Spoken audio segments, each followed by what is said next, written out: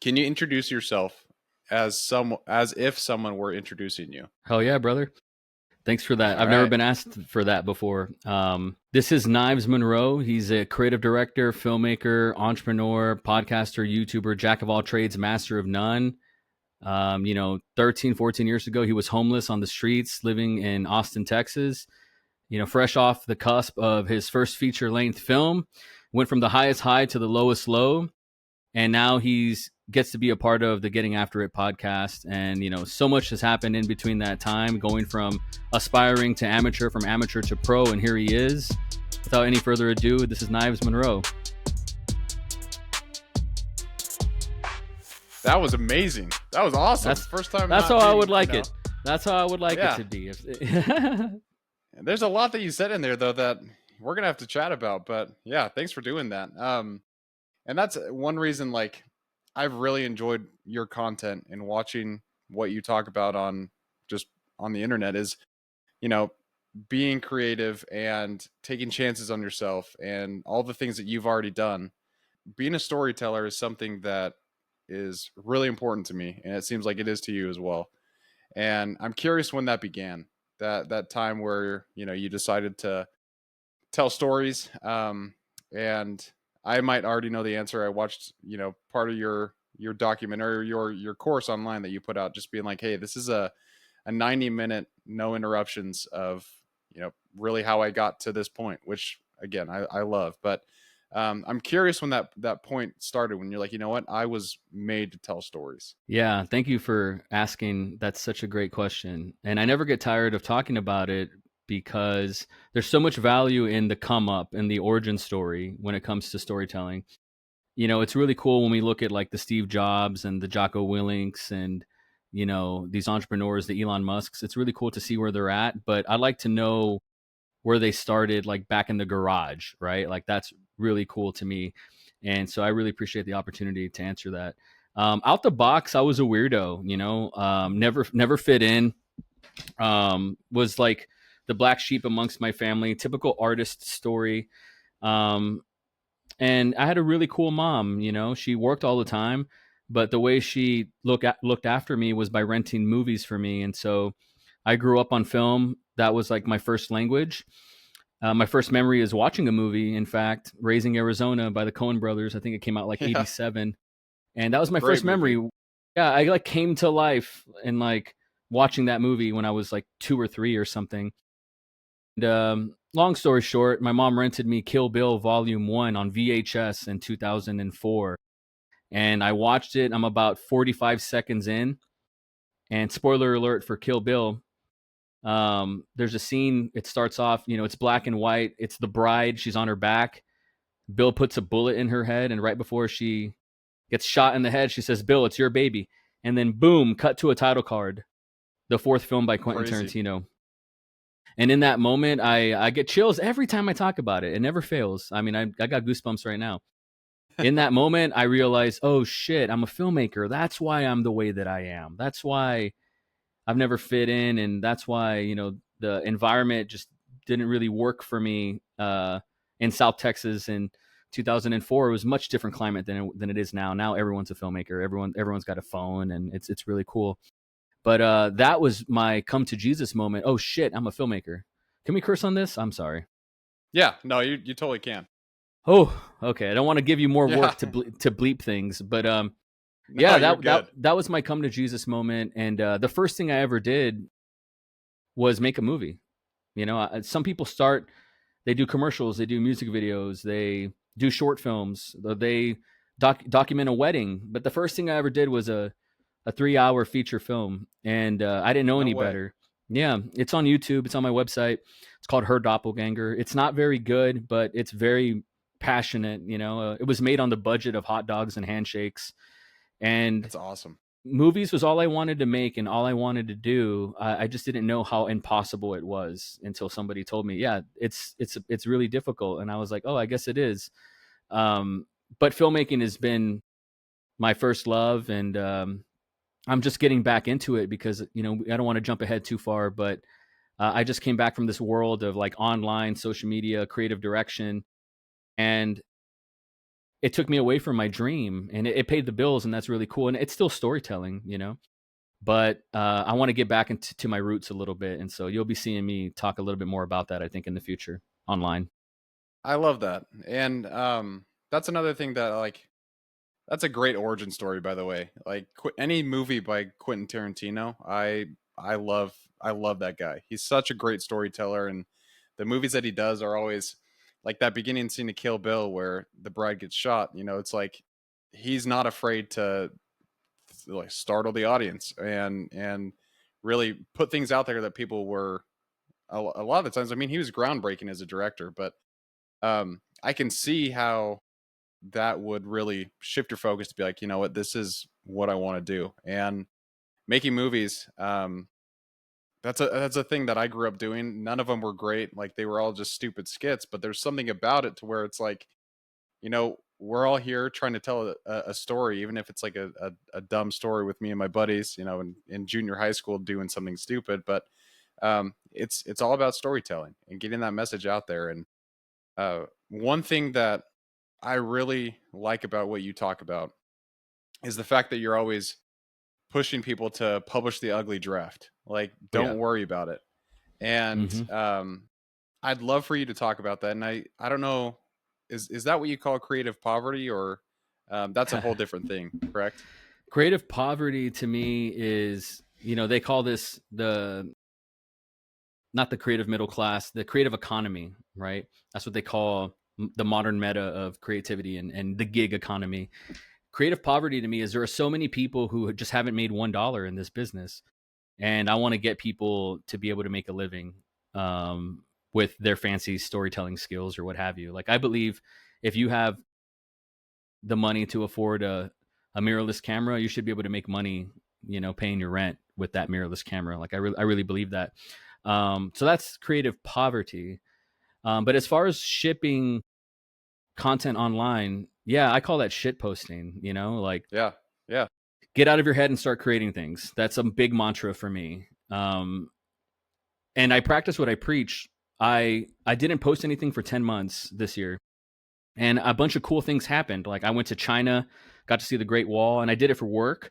So filmed this really epic 1 hour feature in China for this e-commerce company who recently, breaking news, I haven't said this publicly, so it's on your podcast for the first time, who recently laid me off. Whoa, They fired me. They fired me. And man. for no reason, for no good reason other than just the economics weren't there. I guess I was too expensive. And but I got to do a lot of cool shit. And so in these past 2 weeks of being laid off, that's probably why you've been seeing more of me. And I've been practicing what I preach. I've been shit posting. Every thought that comes into my head, I post it online, whether if it's a thread, a TikTok, a LinkedIn post, a newsletter. Subscribe to my Substack, good content at Knives Monroe. Whatever it is, like I got to post online. I have something to say, and I believe if you don't say anything, you're invisible online, and that is like really scary for me, being invisible as someone who has this, who likes to look at himself as like a bright color and wants to stand out and express himself. If I'm not visible, that's scary, right? So you have Yeah, to post absolutely. online, and so it's a good exercise. I created an ebook. It's on my website for free. I feel like I'm plugging. I'm sorry for being such a whore. That's okay. No, hey, listen, I'll put all this stuff in there too, so people can click it. Yeah, Like it's the same thank thing, you. you know. It's what you're saying about like how you want artists to get paid. It's like I want people to Yes, share their stories and talk about what they're excited about. And I'm sure there's someone listening to this. It's like I probably need to shit post more. Like I have all these ideas, but I'm afraid to put them out there. And it's like, you know, sometimes you just have to overcome that fear. And um, precisely. If someone's listening and they yeah, have that issue of how do I get out of my head and just start making stuff, I don't know what to post. I have a free ebook online, knivesmonroe.com. It's on the homepage, and it's called The Art of Shit Posting. And I think it can help you get out of your head. There's some good creative practices in there. Like one thing is, go on your camera roll. I have like 13,000 photos and videos on my camera roll from like 2017 and on, and wow, just make a carousel on LinkedIn and write a little essay, and like that could get engagement, and that could just get you into flow, right? Get you out of stasis, out of this entropy of not making stuff. And all we need is momentum. Like when people are afraid to start, what they really want is momentum. They want to be on third yeah, base. They want to get out of the dugout. right. That's what they mean. So yeah, totally, man. I'm all about that. Yeah, and that's a hard thing too, is like gaining that momentum takes a while, but once you start, it's much easier to maintain it. I've noticed, at least with myself and the things that I do with, podcasting. And there's been times where I've let it slide for a couple months and I haven't recorded anything, and it's so much harder just to get back on track and be like, okay, I got to build this back up to where it was. And it's just staying consistent is a difficult thing, but it's much easier when you have that momentum. Once How you're many starting episodes that have you journey. recorded, sir? This is 166. So Whoo, we're dude! You know, yeah. 95% of podcasts don't make it past episode 3. I think I heard a stat around like something crazy like that. Yeah. Yeah. So, Yeah. dude, you are in the minority of the minority of the minority. I'm so proud of you. That's a tremendous number. Hey, Like, that is great. thank you. What an accomplishment. You know what I mean? So you've overcome that hurdle so many times. Like, it's difficult to do this. You know, I've produced podcasts for other people, and I have my own, and it's like it's tough. It's art. It's work. You know, and then your podcast is so awesome. Like, you do the research. You don't just wing it, and the value is there, and that takes time, and it's such a fruitless endeavor until like it pays off, on a long enough Yeah. timeline. Yeah. Yeah. Well, I appreciate that. It definitely hasn't paid off yet, but honestly, like I've told so many people this. I would do it for free just because I love these opportunities just to be able to sit down and hear people share their stories, like where they came from, what excites them, and how they stay motivated when times get tough. Hmm. Um, I've realized that I'm just one person, and some things that I say will not resonate with others the way that another person can say it or through their experiences. And so, in a way, that is like kind of my art, is like, how can I find these people to really get a message out there that's, beautifully said and well put, and hopefully inspires them to take action in their own lives. Like that's what getting after it's all about. So, I love your yeah, it's been a mission. journey. I'm I all about appreciate it. it. I love it. I support it. Yeah, it's been three and a half years in the making, so we're still going strong. But um, yeah, I mean, that's one thing. Like, I think everyone who creates content in any way, it could be blogs, social media, it could be movies, music, anything. There are low periods, and those are pretty difficult. I've been through a few myself, but you've been doing this for 20 years, I think, right? Um, Yes, sir. so I'm sure you've also experienced some of those low times as well. And you kind of talked a little bit about it in the beginning, with your introduction of going, homeless after having the highest of highs and lowest of lows. Um, Maybe if you don't mind sharing a little bit more about that time of your life, like what it was like from Absolutely. going to the top to where you felt like pretty close to the bottom. Yeah, absolutely. I don't respect anybody that's never hit rock bottom. First of all, I think everybody should hit rock bottom at least once or twice in their life. I Yeah, you mean got to that. go through it at least a couple times. Yeah, I by no means was a nepo baby, but I did grow up with a single mom. Didn't have a father in the house. Could have used one. Didn't have that extra income or anything. My mom wore the pants, and she wore the hat of mom and dad, and so she was able to get us out of the ghetto, out of the streets, get us into a house, a red brick house, and that was awesome. It was like the nicest house on the block. So I always felt like spoiled or something, like I didn't deserve that. And so after making my movie, I was like, I got to go make it on my own. Like, thanks mom, you took me as far as I can go, because she wanted to kick me out the year leading up to that film, because she would wake up at 6 in the morning and see me writing the script in the kitchen. I was living with her. I was like Really?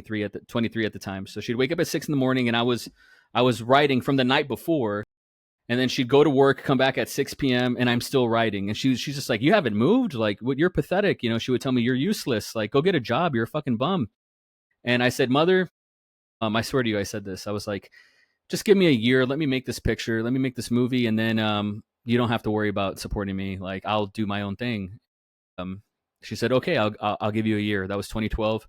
Made the movie, and decided to move to Austin. It was the furthest place I could move to that was like away from my sphere of influence and my circle and my network and everybody, family, friends, everybody. There's a short form documentary called 6 Weeks on Sixth Street. Have you ever visited Austin? I've been to Austin once. Yeah, but it was Well, then for you it was went for down. business, so I didn't. Did you go Uh, downtown?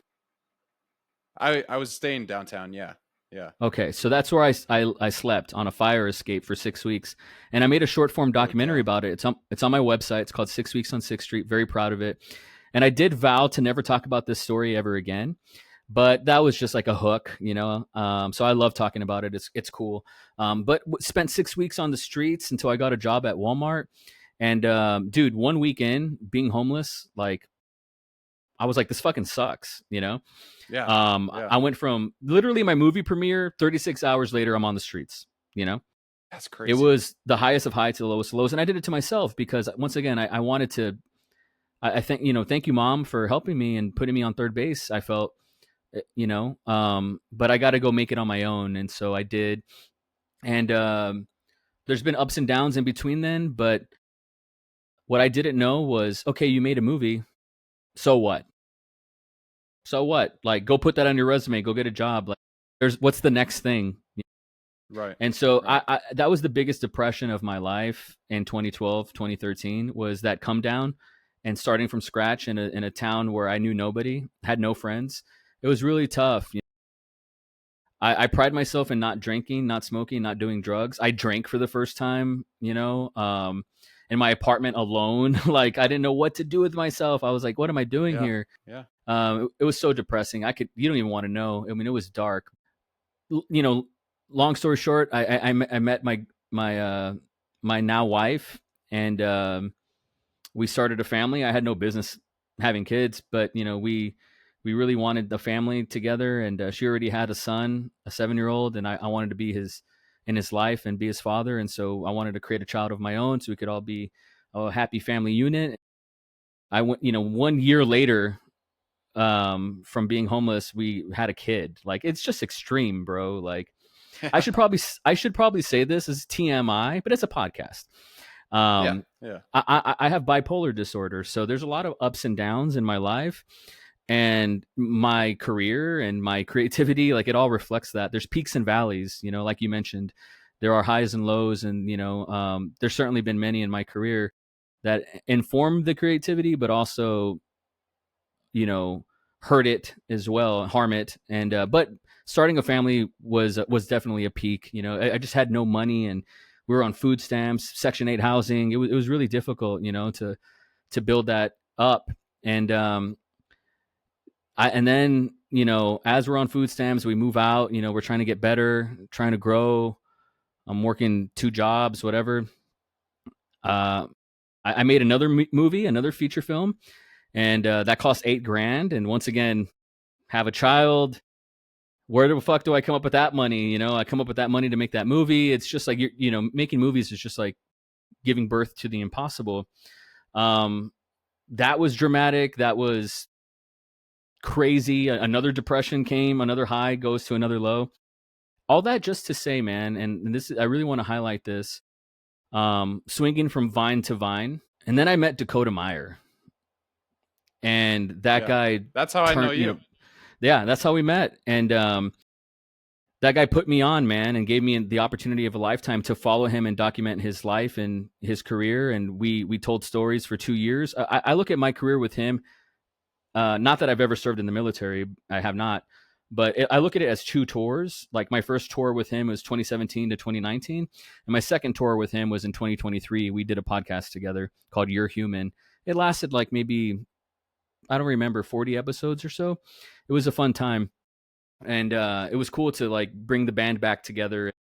He's just like what the greatest asset in my life, and the hugest mentor I've ever had, and just a phenomenal person. But I thought I was hot shit, Brett. Like I thought I was really good and cool and confident, and then I met that guy and I realized I didn't know Yeah. shit. That's kind of how I felt when I met him too. I was like, man. And I think at the time when I met him, I was like 23 years old.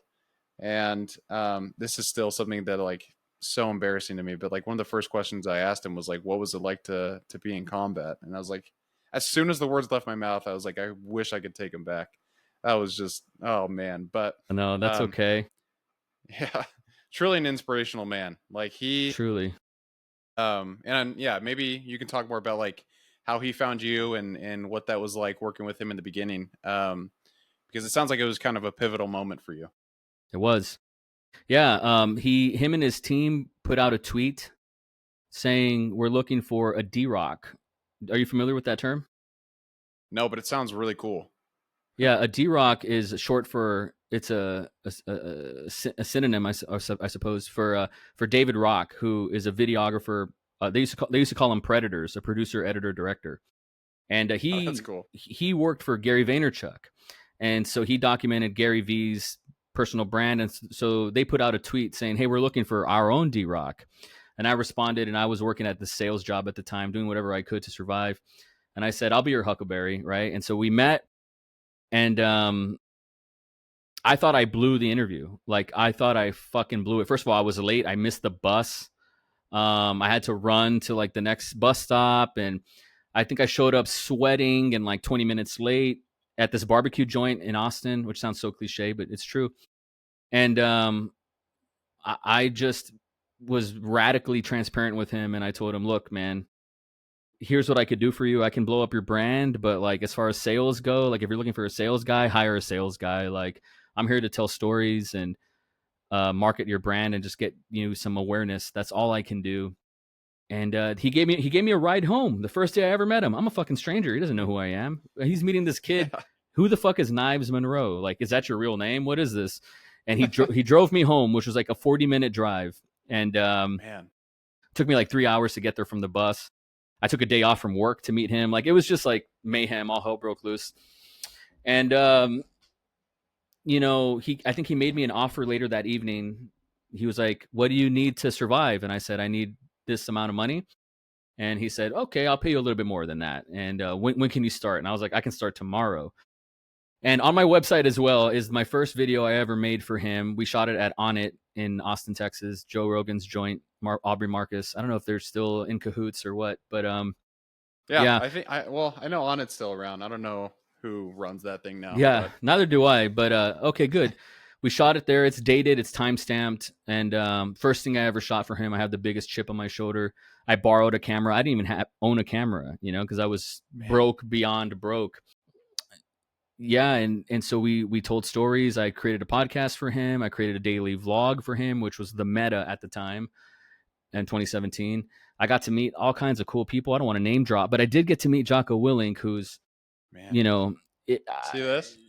yeah, oh, I good. got good tattooed on my bicep because of that guy. Have you ever met him? I went to his muster, and so I met him for maybe like 5 minutes in passing, but That's he's a so guy I cool. want. He's my Mount Rushmore of Yeah, podcast guests. He's number one. you'll So get him. You'll get him. Just stay the course. You'll get eventually, him. I yeah, promise you.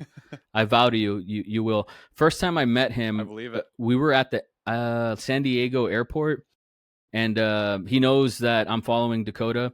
He shakes my hand. He's like the Thing from the Yeah, Fantastic Four, right? In the flesh. absolutely. Shakes my hand. It's like the crustiest, rockiest like hand you could possibly imagine. And he picks up my bag, puts it in the car, and looks me in the eyes, greets me like I'm a human being. It's like, what? They say don't meet your heroes. Jocko Willink is everything you imagine him to be, for Yeah, sure. He's the that's man. awesome to hear. I love Yeah, that. we recorded a podcast together. It's somewhere on Dakota Meyer's YouTube channel. And so being able to sit across from him in that room, in that OG room, and record with him was epic. And then Dakota and him recorded like a 4-hour pod. And being in the I room, think I remember that one. Yeah, I'm pretty sure it's I a remember that legendary. one. It's a legendary Yeah, one. Being in that room was earth shattering. Just so cool, So you got to meet all kinds of cool people. I like to think that when I made my feature film, oh, that's when I was a professional. No, it wasn't until I started shipping content with Dakota that I really become a professional, because then I could pay my bills with what I refer to as art money. Like I was using art to pay my bills, to cash. I was cashing checks. Like that was being a professional for me. So, yeah, I've been doing this for 20 years, but pro about 8 or 9. So that's awesome. meeting him was a life changing event, and I got to meet you. and your partner at the time, and it's just, it's a gift that keeps on giving. It's totally a blessing. And I talked to Dakota about a month and a half ago just to give him some good news. I called my mother to give her some good news. She didn't answer. I called my brother Jeremy and he doesn't answer. I called Dakota, picks up on the first ring. Hadn't talked to him in a year and a half, maybe two, That is and awesome. he couldn't be happier for me. And it's just like, dude, like, some of these guys are who they say they are, and it just inspires me. And every ounce of leadership knowledge that I have is because, working with these guys. Yeah, absolutely. I mean, I can say the same for myself, and I've barely spent time with them. It's just like the things that they teach and they talk about. It's all about discipline, leading by example, owning up to your faults when things happen. It's just being a good person, really. When it comes down to it, it's like they're teaching you how to be a good person. And I think a lot of people look at them as very intense, um, but in some, like, they had to be for the reason, like, to protect and serve the country. Mm-hmm. Um, so I mean, that makes so much sense. And what a cool story. So that finally got you off the ground, and sounds like opened up a lot more opportunities. Dude, Um, validated me. yeah, An artist needs yeah, validation. You know, someone to absolutely. believe in you. That's all we need sometimes. It's just somebody to buy your stock. It gives you, it puts some air in your wings. Yeah, absolutely. And I love that. It's like, hey, um, my wife and I, we have this phrase that we say all the time. It's like, be your own biggest cheerleader and be everyone Yeah, else's too. Like, cheer I love yourself that. on when you're going through the hard moments, and when someone else has success, like, there's enough to go around. Like, be excited for them, be happy for them. I don't know. I just think with like social media and stuff, there's not that, like, people kind of compare themselves to others all the time, and removes that human piece a lot of the times. It's like, hey, listen, we're all here together. Let's make the most of it, kind of thing. That's such an But abundant mindset. I love that. Tell your wife that Knives Monroe approves. That's a great one. I will. Yeah, no, Yeah, she's helped me a lot with that kind of stuff. But um, brilliant. I want to kind of ask about your creative process, Well, let's because get that's into it. something that's like everyone has a different process for how they decide to create, how they brainstorm, how they think about things. But I would love to hear, like, from you get a concept of an idea for a movie, and then what it's like to actually go through, sit down, and plan that out, because I don't think people understand how difficult it is to make something like that. Yeah, I just had this conversation. I met with the screenwriter today. We had some coffee, and I said something to him I'd never said before, which was like, I think filmmaking is easy. I think, we can be really romantic and self-aggrandizing as a filmmaker. We're so pretentious about the process and coordinating people's calendars and schedules and getting locations and set decks and wardrobe and makeup and hair, and it's just so overwhelming. It's so much, especially at an indie level. Dude, it's a miracle. Like, it is the funnest job. We're playing make believe. Like, the kids say nowadays it's not that serious. It's not. It's playtime. It's playtime. And then, is it expensive? Hell yeah, it's expensive. For sure, it costs money. But screenwriting is just like the biggest joy. It all starts on the page. You talk about creative process. I've only written screenplays where the whole story hits me at once. The whole thing, every character, their siblings, what they wear, like minute details. If a germ gets you like that, you got to make it. Like, you just, because ideas don't come fully formed like that. You're lucky if you get a character name, the title of the picture, maybe the car that they drive, or maybe the plot, right? Like, let me ask you a question. Like, what's one of your favorite movies? Ooh, that's a great question. I mean, this might be a bad answer, but No such thing. I love the Dark Knight. That's one of I my knew you were favorite going to say movies. that. I knew you were going to say that. Really, really, So what? Yeah, I did. So what is The Dark Knight about? good and evil. Really, Good and evil. You said it. So the best stories are the ones where you can tell me what it's about in a soundbite like that. When you ask somebody what's it about, they'll say, "Well, there's this, a vigilante guy, and there's a district attorney guy, and there's a bad evil clown guy, and it's about the dynamics between, you know, politics and like moral justice. And it's like, no, dude, you're telling me what the movie is. Like, I'm asking you what it's about, and you said good and evil. That's what it's about. You know, and when you can synthesize a story like that, you got something, right? And I think that's why that movie was so successful and made so much money and is still talked about almost 20 years later, and it just endured in pop culture and in the zeitgeist. It's just, we still talk about it to this day. Every time you put it on, it's like, it's just it captivates you. It's arresting. That is the goal of every storyteller. You know, how do we do that? And so when a story comes at you fully formed, you owe it to yourself to tell it. And so it starts on the page. I'm in the middle of writing something right now. I have the first act complete. I've written the beat sheet and the story structure of the second and third act, the whole thing. It's essentially Seven Samurai told in a modern world. Seven Samurai is like a 1950s film from Akira Kurosawa. Another modern example of that sort of template is like A Bug's Life, you know, where it's like you have these Okay. characters who need to recruit, you know, stronger people to fight the bad guys. Like, it's a very simple kind of story like that. And it's called The Plague Dogs, and I cannot wait to make it. I'm going to make it. I'll film it on a phone if I have to. But once you have the script, the document, the blueprint, then you can attract the hair and makeup, the locations, the actors, the cinematographers, the editors. If they really believe in the picture, they'll work at a discount, you know? Like, I believe in paying people for sure. You got to pay Yeah. actors, you Yeah. know? I pay them up front. I pay, it's like Evil Knievel, like before they do the stunt. Like, I'm going to pay you before you do the stunt, brother, you know? Yeah. Yeah. Um, but once they believe in the page, you have that buy-in. They understand the tone, dude. The rest is just playtime. The rest is just make believe. It's just fun, you know. And that's a movie. And then there's the creative process for like social media campaigns, and you know, how do you sell a product, and you know, there's marketing, and that is a different creative process. It's way different. Still have, you know, has a lot to do with intention and results. Like, what is the outcome that we want here? It's different versus art. Commerce and art, you know, is different processes, but there's an overlap.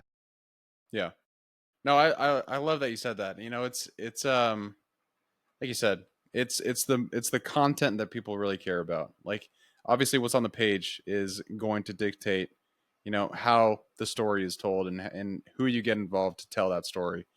And it's something that I think about a lot with, you know, my podcast, and I journal a lot, and so like I write down just my own thoughts and certain things I'm thinking about, and a lot of the times it's not pretty, but it It's helps me okay. understand like how I'm thinking, especially when I'm doing, you know, research for guests, or if I'm diving into a topic on like a solo episode. I want to make sure that the content that I have is relevant and actionable for the audience, and Mm-hmm. um, you know, that's probably one of the reasons I've been able to keep this going so long, is just because I have, you know, my own creative process when I do this. And um, it's gonna sound weird, but yeah, it doesn't feel like work. It feels like play, because it's just me, like, Yeah, you know, thinking about, okay, well, how can I tell this principle of, you know, stoicism in a way that people will get interested and excited to learn about it. absolutely. Just like things like that for me really work. But yeah, I think having a creative process is, it's crucial. Like, you have to figure out how you work, and you have to figure out how your brain works, especially when we talk about being creative, because that's a hard thing. It's a really hard thing. It comes Um, naturally, so I forget how difficult it can be sometimes, you know. But you're right. You got to have standard operating procedures, and you got to have systems in place so you can do repeatable creativity for sure. yeah, yeah, and I've been thinking about this a lot, and been throwing this idea around with like my brother and my wife, just like getting some feedback on it. But I've been getting into ultra running, so you know, running, anything over a marathon is considered an ultra marathon.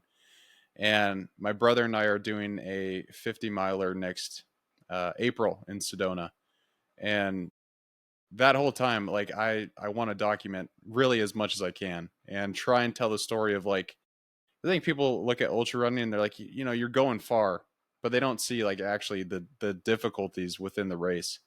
Yeah. Um, and that's kind of what I want to have it focus on, is like Let's go. all the the pain and everything that we're going to be going through, and Yeah. telling that story, being like, this was a challenge, but Yeah. here's what happened in the end. And it's not going to be pretty. Like, I'm sure there's going to be times when we're, swearing and and yelling Of and course. saying all kinds of things, but that's part of it too, is like, being raw and real. How Because, exciting. yeah, so Let's talk. Can we um can we talk about that for a little bit? I'd love to. Yeah, yeah, Okay, absolutely. so do you have, and this is the creative director in me, so sorry, but No, do you please. have like content and pillars, and like, do you have the channels and what you want to do, and do you have all that in place? I'm curious. I mean, of course you do, but I just want to know.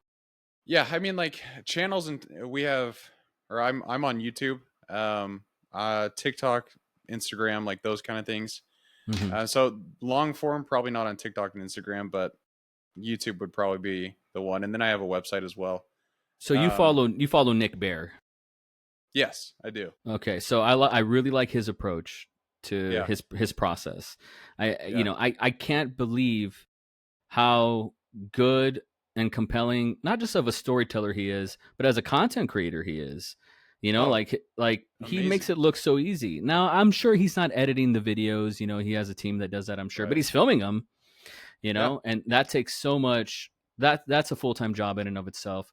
So take a page out of his book and just tell those long form stories, dude. You don't even need to over edit. Like the meta right now rewards 40-minute stream of consciousness bulk upload on YouTube. Like that would crush. If someone saw like your hour and a half like training whatever, or you're running 6 miles or 18 miles or whatever your training regimen is, to prepare for that.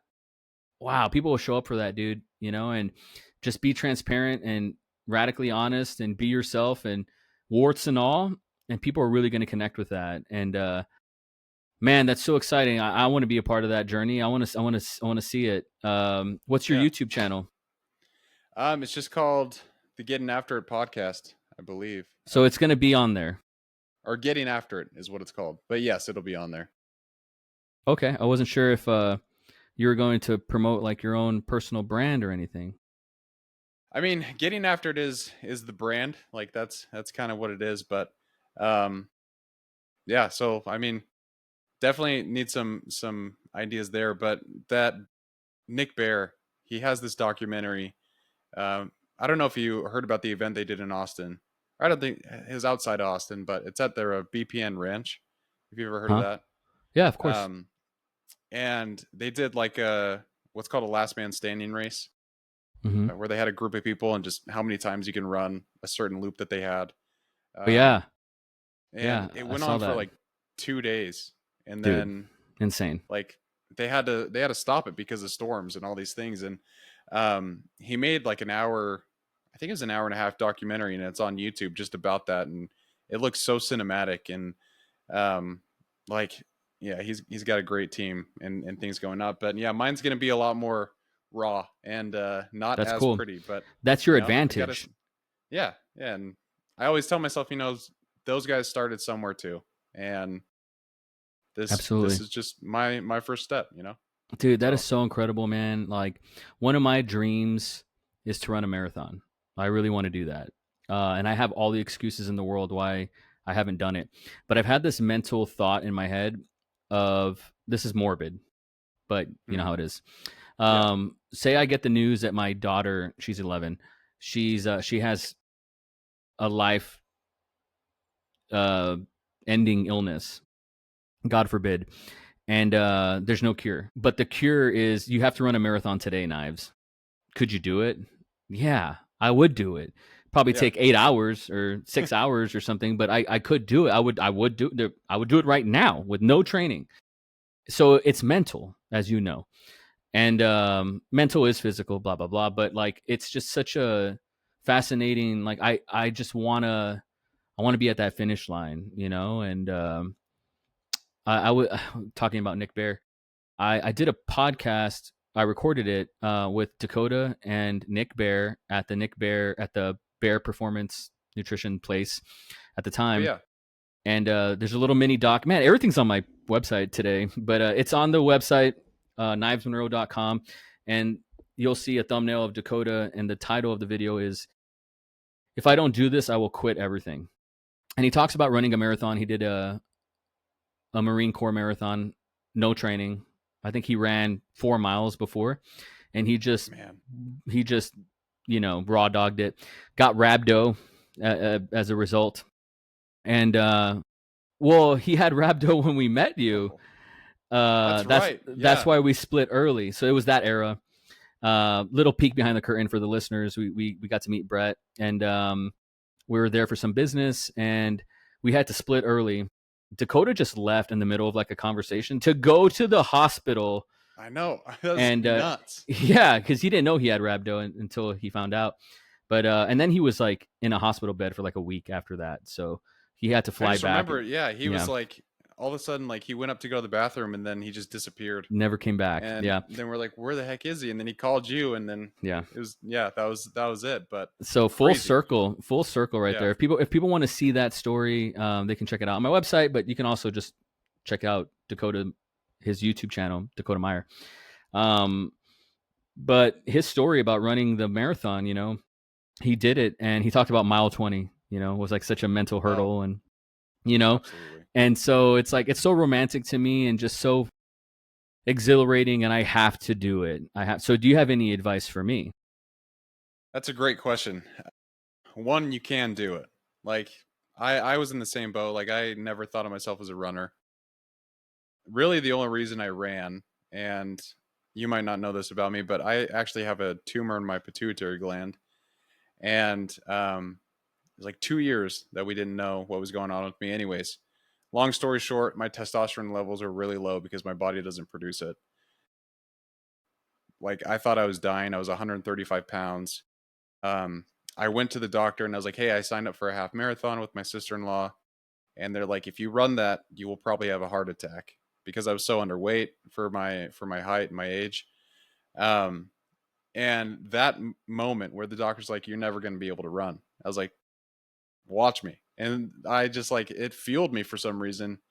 And I started getting healthier again. I got on like all these different medications, um, and then I just fell in love with it. Like I fell in love with the challenge and uh, really trying to push myself.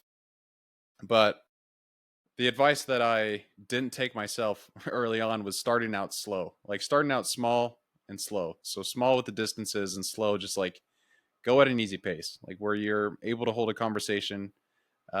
Just get the distance done, and uh, it's kind of like the same with creative processes. Like there's highs and lows. There's times where you feel like, man, I got this in the bag, and then there's other times where it's like that mental wall hits you so hard, and you're like, I don't, am I even made to run? Like is this a dumb idea?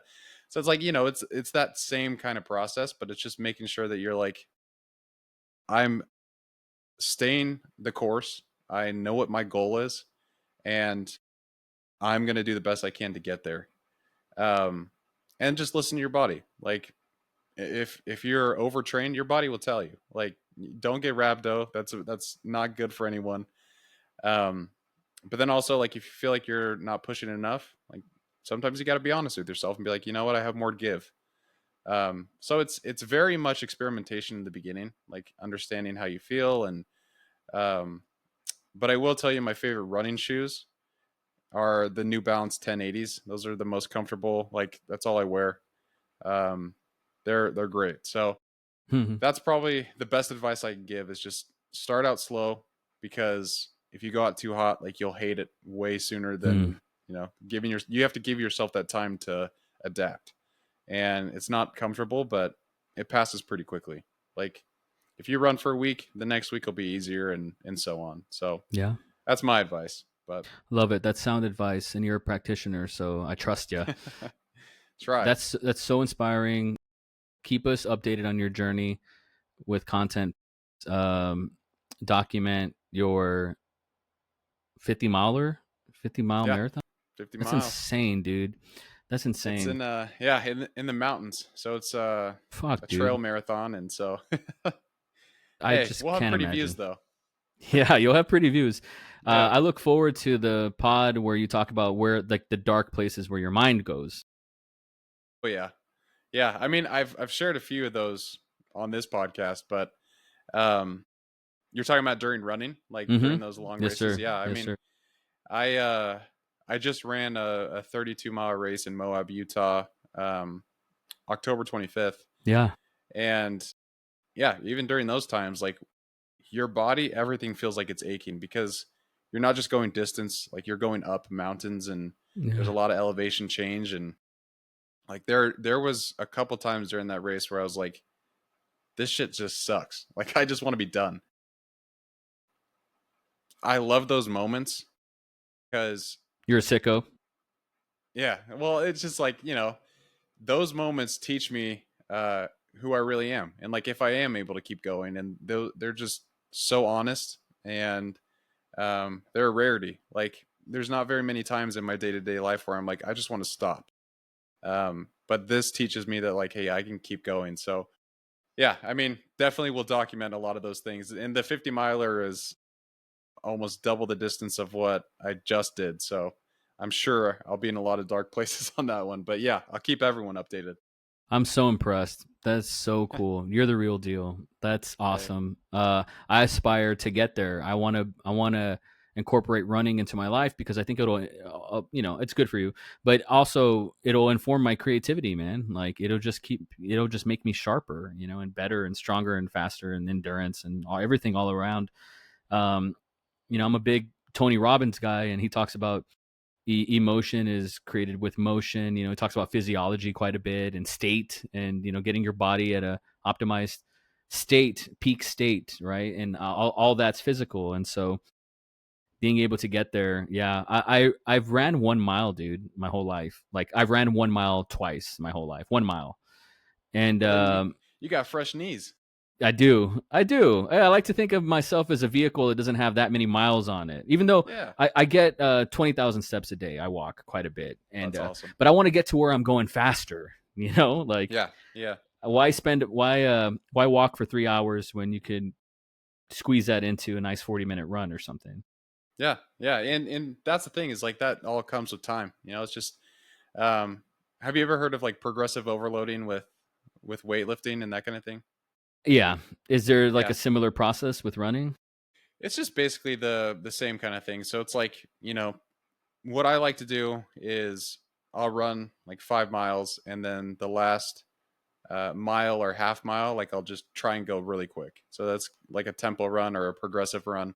I see. Um, but then just like the next time, you just keep trying and doing that, and then soon enough you'll be like, hey, I can actually maintain this pace. Yeah. So yeah, there's a lot that goes into it, but I won't bore you with all the, the it's nuanced it's it's not details. boring. It's really cool, but I'm sure your listeners have heard it, and just keep us updated, man, because that's the most impressive thing. I think that's so rad. But yeah, and you got to keep me updated on the I new will. film. I gotta spend more time on your site checking out what all the other It's stuff that you bonkers, have, dude. because This movie's bonkers. Like it's one of I'm those. excited. I don't even want my kids to see it. Like they're gonna be like, "What the fuck is wrong with you?" Like it's very exciting. It's very exciting. Hey, there we go. That sounds Yes, sir. awesome. Yes, sir. Um, but yeah, I really appreciate you coming on and just being honest, sharing your story, and Of course. talking about creativity, because it really is important. That's one thing I love about humans that we all share, is we all love stories. Um, and film is, in my opinion, one of the best ways to tell stories. Like it's so visual, the audio, the actual, the compelling um, acts of the characters, like all those different things, like that.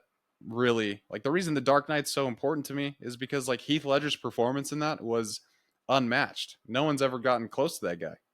And it's just like stayed with me, and all those different scenes, like I quote it all the time, and it's just because like it was such a compelling story. Um, so yeah, I mean, I just really appreciate your time, and for me, for coming on the podcast. And I know Thank you're you a for busy guy. inviting Of me. That's okay. I course, always yeah. make time for you, man. If you ever want to do it again, I'm down. Well, that's the thing is, my wife is a pilot, and so we have benefits. And she flies to Austin, Texas. So maybe, hey, next time it's an in-person one. Come to the crib. Come I'd to the love it. crib, man. You're invited. Just open the door. And then you could show Just me walk around, right take me in. to barbecue spots, you know? Oh, I got the best barbecue spot, brother. There we go, Everyone man. says everyone says they have it, but my God, yeah, I actually know it and I gatekeep it. So I'll save that for Ooh, IRL. there we go. Well, awesome, man. Anything else you want to share before we jump off? Just thank you for this opportunity to express myself and to speak my truth. I'm really proud of how far you've come and where you're going. Truly, this you're doing the impossible all the time. You know, with this podcast, I think it's like 90% never make it past episode 3, and then like 98% don't make it past like episode 17 or something like that. Like you're in the minority of the minority of the minority, and so if you just stay the course, brother, like it's gonna pay off. It's that meme of that excavator who's like digging, and Yeah, oh, he gave up right before he saw the diamonds. Like all the it's that. diamonds.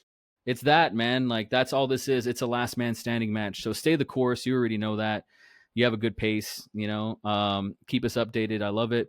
Um, if anybody's made it this far, they can support the cause by going to knivesmonroe.com and you know, just seeing if they like anything there that they you know, if they're looking around. You know, I got some free resources. I did create a 90-minute course that I just dropped online for free. And the workbook is available for free on the website. The art of shit posting is available on the website. Got my newsletter, got my podcast. It's all there on the website. So, yeah, man, I love you. Thanks for inviting me. This was Yeah, of fucking course. fun. It was awesome, man. I love it too. And I'll put all that stuff in the show notes so everyone can go check it out. But seriously, yeah, go check out Knives work and help keep creativity alive. That's what we're all trying to do. So That's what we're all trying to yeah. do. Well, seriously, man, thank you so much for coming on. I really enjoyed our conversation, and for everyone else listening, as always, keep getting after it.